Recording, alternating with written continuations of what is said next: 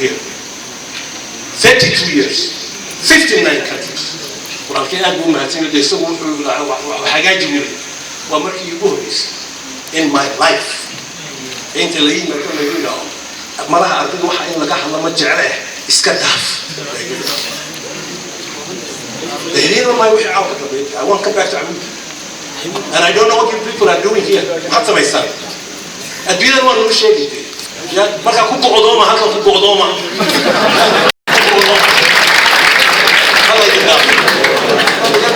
This is very important. And I'm going to be very careful against this. I will be very careful. Marka dambe la yiraahdo Ahmed University Kano Kaada, I will be very careful. Waliga hadis aan kala imo. Waliga bilbara aan kala imo. Waliga bilbara aan kala imo. Here waa cilmi cusub oo ii furmay. Sida garmaysi waa ii furmay. Halkaan kaga عاوز علم cusub baa bartay. Waad ka dambeyn doontaa. You will be behind the rest of the world and the rest of Somalia. But here's the point.